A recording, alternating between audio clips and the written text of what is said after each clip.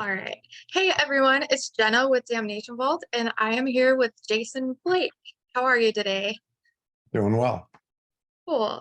Yeah, so you are in you have your solo project and are also in As You Look Cry, and then there's Backward Sky Falling. Um, Correct. and they're all really different, but they're all instrumental. So my first question is like, what drew you to do instrumental music?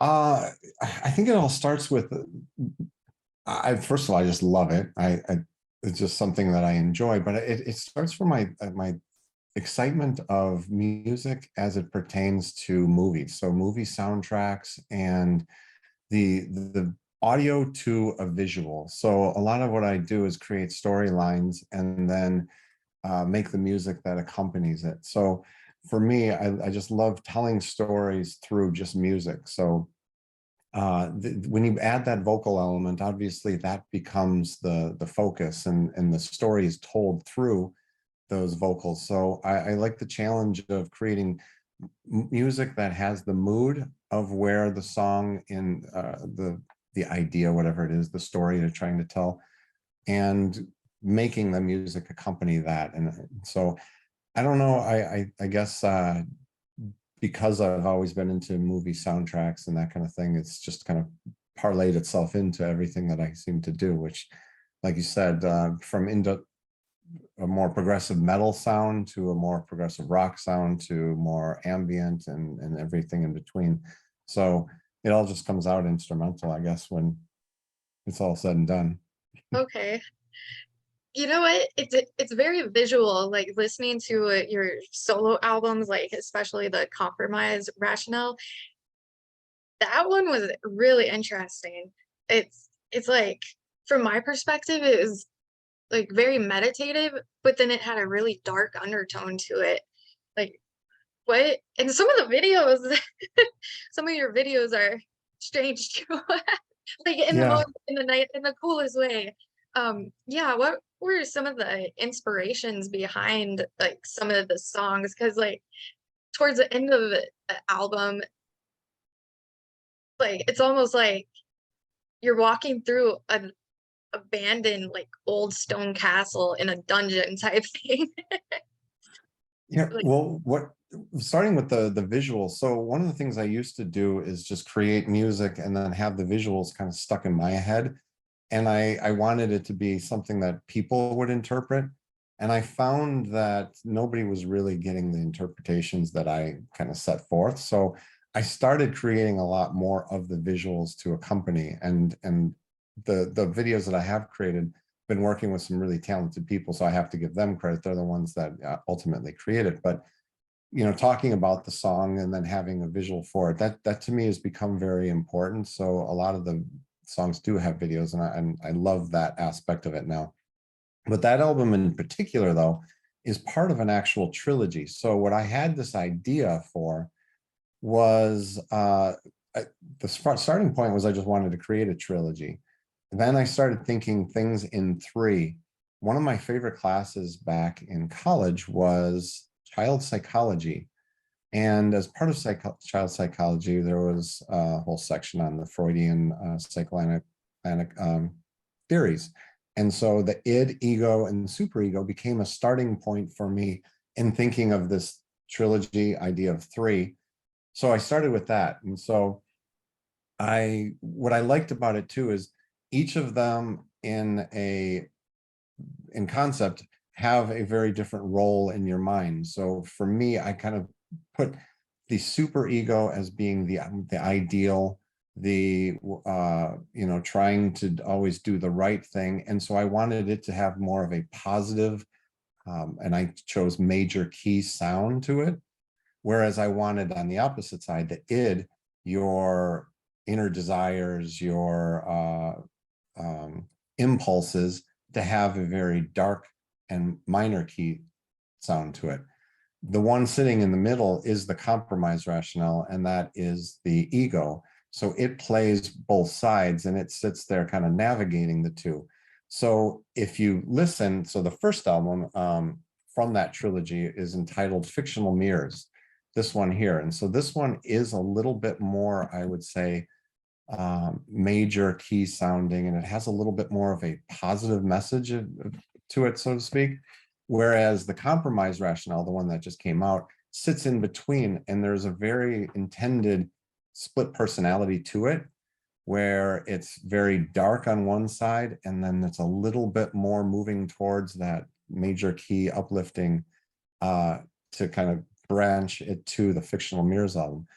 So that's the idea behind it. And what I like about when it is, for me, what it does is it puts me into a space for where I want the music to go and what I want it to sound like. Again, that I have an idea behind the lyrics. It's why I've created the videos now, is to kind of, not that they're very, they're still meant to be a little bit more artistic and symbolic. So you have to find the meaning in them, but they do all pertain to this idea of id, ego, super ego. So Yeah, like the video for A Certain Balance, like I did notice there was like a certain surrealism to it. And I was gonna ask you, what is the symbolism of that?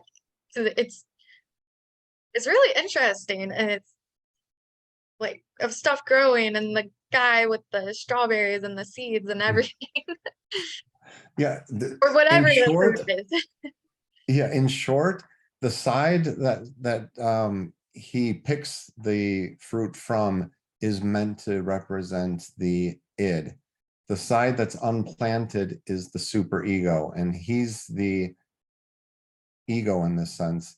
And that path down the center is that navigating between the two sides.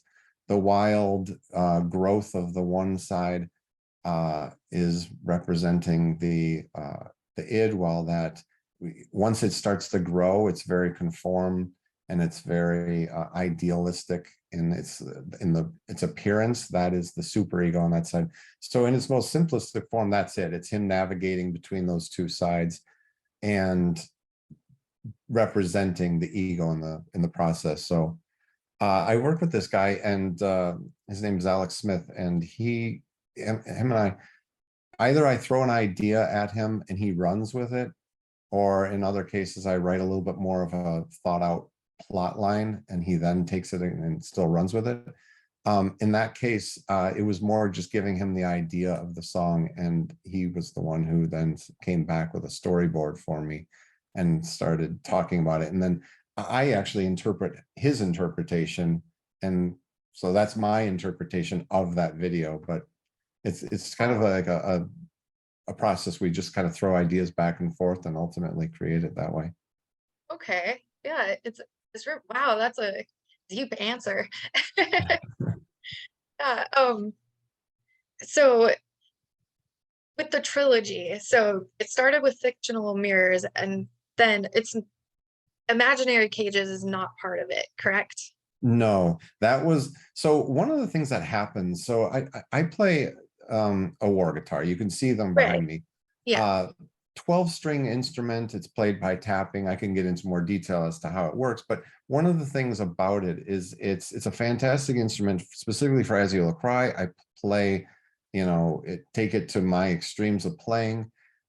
When I was creating these albums, one of the things that kind of kept coming my way is that this sounds like a keyboard, or somebody would say, there's overdubs. You couldn't play that as a live piece. And I agree, that was never the intention of these albums. These albums were me creating these sound palettes with the instrument. It just so happens I play a 12-string instrument. That doesn't mean that I have to use all 12 strings when playing it. So people would say, like, where's the playing of on it, and so what I did is I created Imaginary Cages as kind of that answer to it. Now that album is entirely me playing it, no overdubs. That stuff can be played just as it is on the album, and that's this one here. So that album is just the capabilities of a 12-string instrument, tapping it and composing music that really kind of plays into that two-hand tapping solo composition. So it was putting out in between because timing wise, I just wanted to give a little bit of distance between each of the chapters of the what's called the Ternary Instinct trilogy. I wanted to give a little bit of distance, but also it was kind of, like I said, a response to like, all right, here's what it can sound like, but with that trilogy, I want it to sound layered. I intentionally put lots of layers of Warr guitar over it so as to create that more symphonic sort of, cinematic feel to it. There still is two-hand tapping going on all over the album. And in fact, one of the things I like to do with it is there's still very much an element of my progressive rock in there. If you Yeah. listen carefully, there's odd time signatures throughout, even though they're a little bit more what you would maybe call, ambient music or symphony, cinematic music. It's definitely more coming from that progressive vein in the odd time signatures, and a little bit even in the song structures, where I like to have it have a little bit more of a verse chorus vibe to it versus just simply something that never really comes back onto itself. So that's what that is, though. That album is specifically me playing when I play solo performances. Typically speaking, that's the material I'm pulling from. Okay. Yeah, it sounded almost more acoustic than the Compromise rationale when I was listening to it. It Right. seems like not as a dark mood either. No, no, yeah, and that was also intentional. So the story, but again, I always create these storylines before composing. So that one was, I had this idea, I had the title Imaginary Cages for a while. And then what happened was we were sent home and we were told to stay inside. And there was this loneliness of being inside. And so I always had it as an idea for the imaginary cage was the imaginary cage that was your mind. So I knew that's where I wanted to go, but then it all of a sudden seemed like, okay, this is the time to actually write this album that I had this idea floating around forever. In fact, it was originally going to be an album title for As You'll Cry.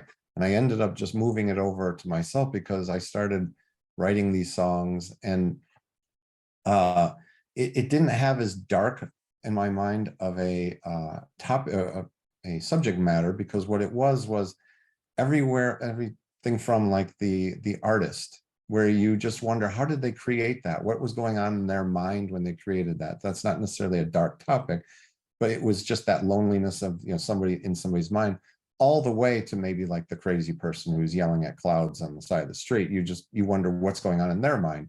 So it was kind of like looking at that whole thing of just being in your mind, trapped in your mind. And it seemed like a right time to create something that was with that subject matter while I was home and had a little bit of that loneliness and self-reflective thought in my mind going on anyway.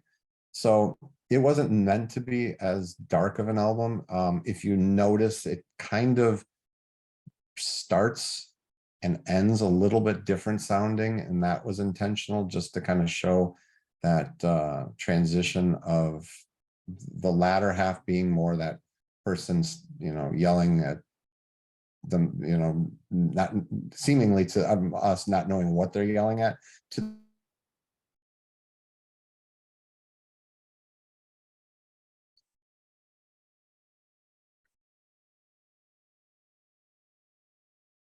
I don't know if you can hear me, but it froze.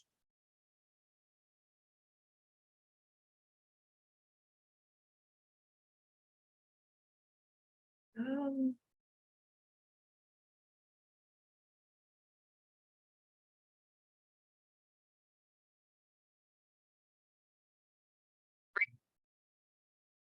Zoom just restarted on me. Yeah, did you I didn't quite hear any of that. It just, yeah. I'll restate some of what I was saying, and that was just that the album had a very intentional not being so dark. it wasn't meant to be as dark because the subject matter wasn't necessarily as dark. While the loneliest in your mind can sometimes go to those places, and that's where the album kind of transitions a little bit darker as it goes on. It was not necessarily meant to be the same subject matter that I'm tackling with other things. And like I said, like an artist that just I was looking at a friend. I asked a friend who paints abstract art, and I asked him, how do you know when you're done? And he said, you just know. And I really, that answer stuck with me, because I thought, like, what is it in his mind that he knows it's done, whereas somebody else could look at it and say, I don't even see why it's even started. So that idea of, in everybody's mind being so different is kind of where I took that. And it was just really what I really wanted to do with it is have it be a solo album where there was nothing else other than just the instrument, live, recorded, no overdubs. And that was the intentional part of it, because I wanted you to feel that loneliness of the instrument, like the loneliness inside of your mind sometimes. Okay. Yeah, that's another deep answer. Um, yeah, when you're creating, like, especially these instrumental songs, like when they first start forming, do you see stuff visually, or is it all just based off of feeling? I do see things visually. So a lot of these have storylines that I create. So that storyline helps guide where I want the music to go. So I don't ever really go into detail with it. It's not like I write full-length movie scripts or anything like that, but I have kind of the idea of where it's going. So that's what kind of guides the music. So if it's a spot where, the character, so to speak, is, reflecting on some past moment, I make it very somber, and I take the time to think about where it is in the storyline. So that does definitely guide it more so than anything else. So it's kind of these fake stories that I create in order to kind of help the music find where it should go at that time. Okay. And I also know Dave Brenner worked with you on the As You Will Cry album and the Compromise Rationale and the Imaginary Cages. Yeah, Imaginary Cages. Yeah. Okay. Yeah. So what all did he bring to the table when it comes to your music? So I met Dave through As You'll Cry. So As You'll Cry was signed to Sensory Records. So that's a division of Laser's Edge. And through Laser's Edge, who works specifically with Dave, he did the promotion on that album. We produced a couple videos and some playthrough videos, and he was instrumental in helping get that out to the world. So as part of that, once the As You'll Cry stuff kind of started to fade, I was in a, that would have been, yeah, it was right around the time where I had recorded Imaginary Cages and was going to put it out.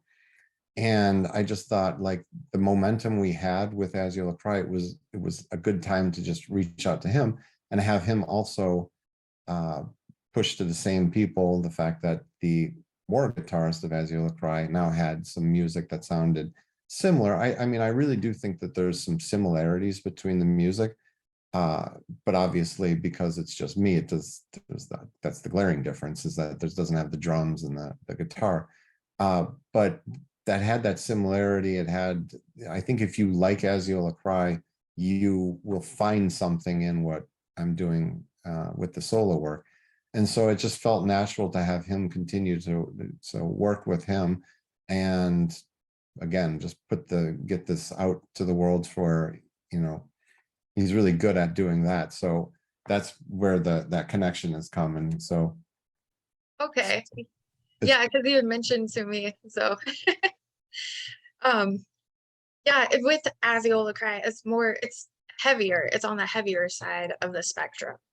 So, Yeah. So that was what happened is, so one album before the last album, uh, it actually has one whole track that is very ambient in nature, and it was all me. And then towards the end, the drums and the guitar come in.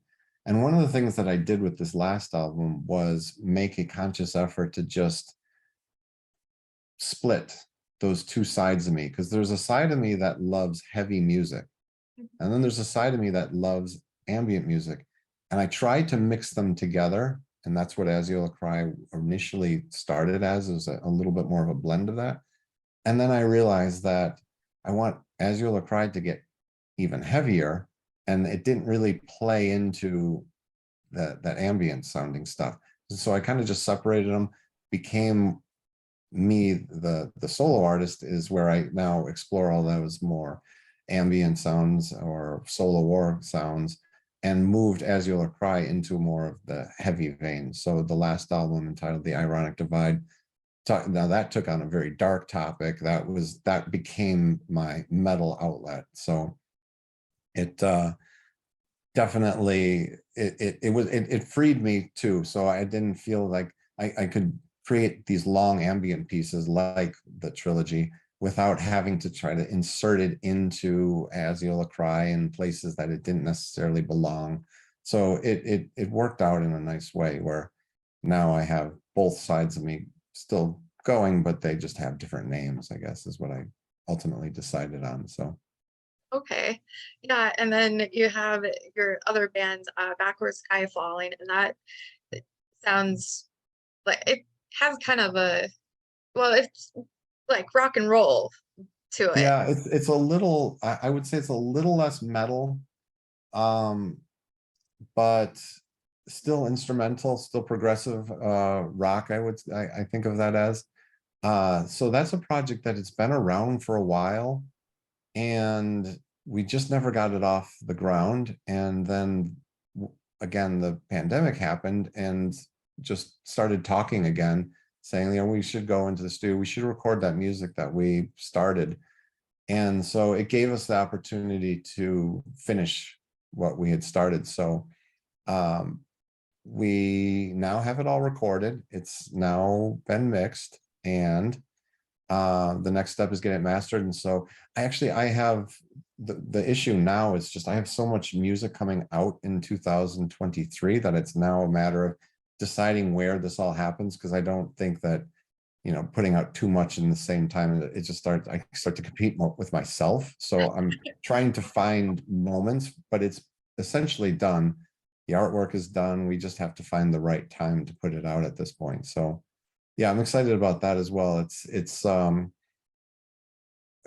how I look at it is, where As You'll Cry is more my baby. That's all my compositions. This is a little bit more of a uh, democracy, I guess. All three of us have added stuff. We've added to the writing process, and so it's a little bit more. I don't feel like it's got my footprint all over it. So it's nice though, because in that band I actually play more what I call myself the bass player. I'm still playing a 12-string bass, but I'm the bass player in that band. Whereas with As You'll Cry, I take lead solos, and I do a lot more with the guitar work in that. So it feels very different. And that was one of the things I wanted to do, is not necessarily have the two bands sound the same, or me feel like I was doing a lot of the same things. So I made a very conscious effort to make one like I'm the bass player, one I'm not the bass player, kind of a thing. So Okay. yeah, that'll coming out next year, I think, at this point. Okay. Cool. Yeah, and with the war guitar, like what was it that initially sparked you to start playing it? So I was a bass player that was doing a lot of tapping. My heroes were at the time Stu Ham and Billy Sheehan, and they were doing the tapping on the guitar. And so I started doing a lot of that. And it was somebody who said to me, I played a little solo bass show, And somebody came up to me and said, "That's really cool what you're doing, but you know, there's an instrument that's specifically designed for what you're doing." And they talked about the Chapman stick at the time, and that was predated the Warr guitar actually. So I bought a Chapman stick, thinking like that's pretty cool. That's the style of playing that, because that's what I was doing, is a lot of tapping. So I bought a Chapman stick. I still own it. In fact, it's behind that Warr guitar. That's a Chapman stick behind there. And played it for a few years. Started to develop skills on it, and I thought to myself, like, you know, maybe I just devote myself entirely to this. So I put down the bass. I still have all my basses, but I just don't play them anymore. Devoted myself to that. And it was a couple of years into playing Chapman stick that Warr guitars started as well. And the sound of it, just everything appealed to me a little bit more than what Chapman stick brought to the table. So I bought my first Warr guitar, and since then, that's what I've been playing exclusively. I still consider myself, like I said, where I fall into the bass player in the band. It's just that I don't play bass anymore. I've fully devoted myself to playing this 12-string instrument. So, Okay. and I love it. Yeah, it's really cool. Like you don't see that a lot, especially like in the metal world anyway. No, yeah, it's so versatile, and so there's so much you could do with it too. That's what I think is so great about it. I just don't think many people know of it, and I think it's overwhelming because a lot of people just see it and see 12 strings and think like, you know, why even start? But and to be perfectly honest with you, once you start, it's so hard to, like, for me, it was just like a rabbit hole that I've just continued to go down. So I can see why some people just see it as a daunting task and don't even want to start. But yeah, I love it. I could see that. I mean, it does look a little intimidating, but Especially the tuning, because I think that's the hardest thing for people to wrap themselves around, their heads around. So if you look, let me find this one, you can see it better. The thicker strings are in the middle.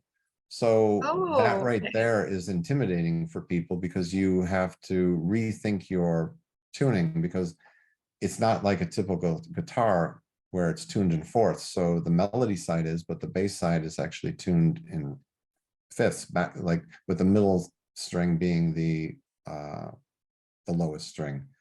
So it makes perfect sense, but if you're just looking at it, you would say like, why, and maybe not even want to pick it up.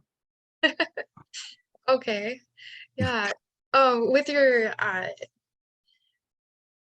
heavy metal, like you mentioned you're a fan of, like what were some of the bands that you first started listening to when you started getting into it?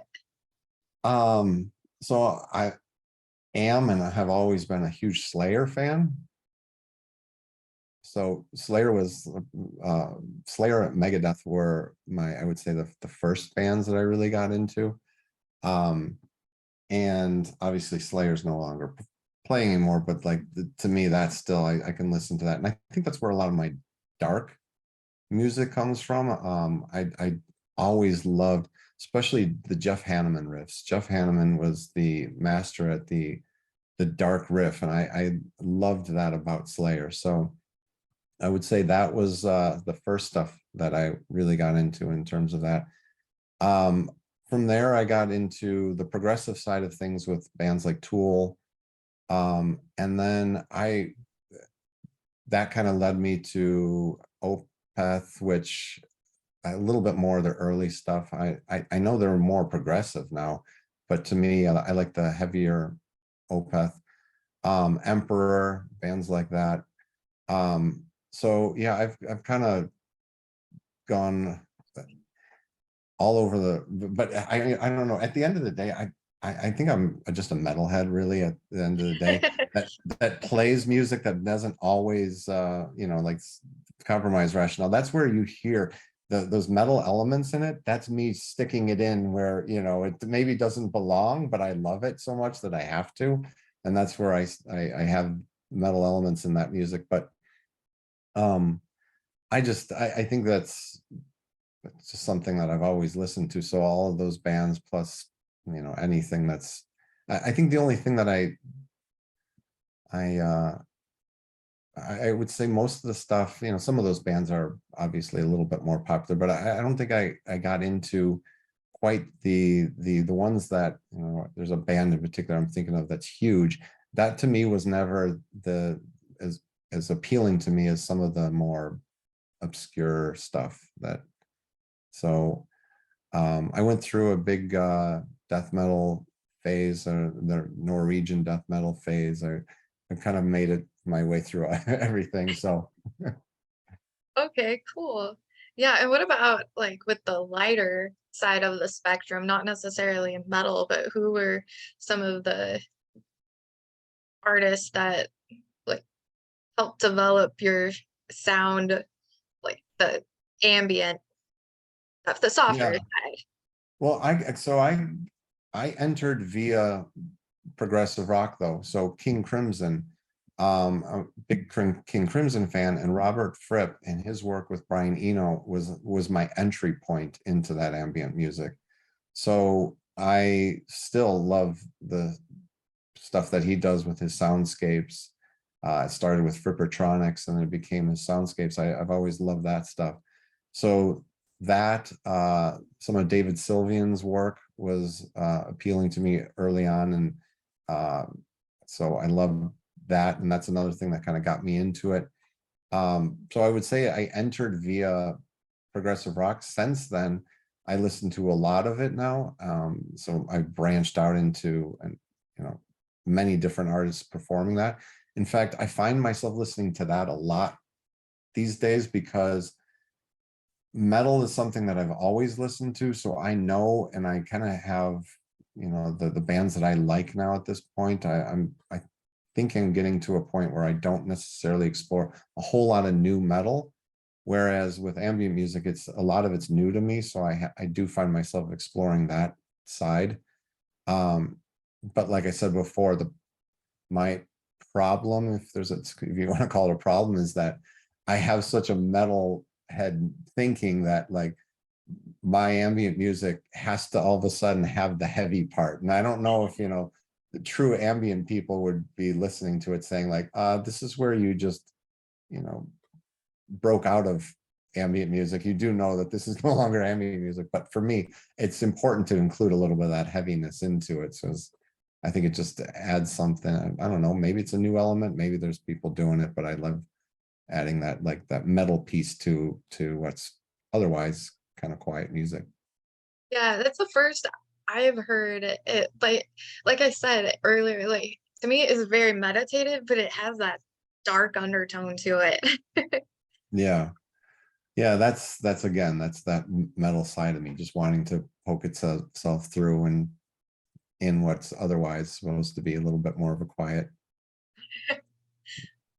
Yeah. genre. Yeah. Oh, I those are all of my questions. All right. So, yeah. Do you have any other messages you want to get out to the world? Um, well, I guess just the best place to find those things are jasonblakemusic.com. I update that pretty regularly, and I do have, like I said, I've got a lot of music that's already written, recorded, and basically waiting to release. I'm just trying to find the time. So next year I have something that's going to accompany a film, so I'm excited about that. I have actually I'm doing a progressive rock album that's under just my name. So I found myself this past year writing music that just didn't sound like As You'll Cry, but I knew that it was a prog album. So I'll have that coming out in March. I don't want to say too much right now because there's going to be a little bit of a press release coming out about that. But that I'm excited about as well. And then part 3 of the trilogy, I haven't started it yet, but that's intended for next year sometime as well. So Okay. Yeah, here's a question about that. Like, because so fictional mirrors, that one is the id, and then the The compromise super rationale. ego. Okay, so fictional mirrors is the super ego, and then the compromise rationale is the id or the ego. And I think it froze. Id, and the next one will be the id. Okay. All right. And Yeah. is that one going, it kind of cut out a little bit, but is that one going to be like more mellow, or is it going to No, be that one's intended now to be the darkest of all of them, because oh, that's your inner desires. That's your uh the part that sometimes drags you into doing maybe the wrong thing sometimes. So that in my mind was always meant to be the darkest of all of them. So I, the one thing that I find about this is when you paint yourself in a corner, that's exactly what you've done, is painted yourself in a corner. So now I know that that's where I want to go with it, but now I have to execute it. So that's where I'm at right now. It's trying to figure out, how do I want this to go? And I've had thoughts of maybe adding percussion, doing something different and making it be more of a prog metal album. I don't know how that would work in terms of the record label that's assuming that it's going to be the third of a more ambient album. So I'm fighting with that. I'm struggling with that to see where I want to take it right now. But I do know that it'll be the darkest of them, because that was the intention from the start. And that's also why I started with Fictional Mirrors, is I didn't want to start with something so dark and miserable and then get poppier throughout. I thought that it was a safer place to start. You know, I use the word pop. Fictional Mirrors is not by no means a pop album, but it has a little bit more of an appeal to maybe the average listener. Whereas I knew the last one was going to go the furthest from that. So that's why I went in this order as well. So okay. it'll be the id. It's the last of them. Okay. Yeah, that sounds like it'll be fascinating. We'll see what happens. All right. Well, yeah, thank you so much for taking the time to do this interview. Thank you for having me. I really appreciate it. Yeah, you have a wonderful rest of the night. Thanks. You too. Bye. Bye-bye.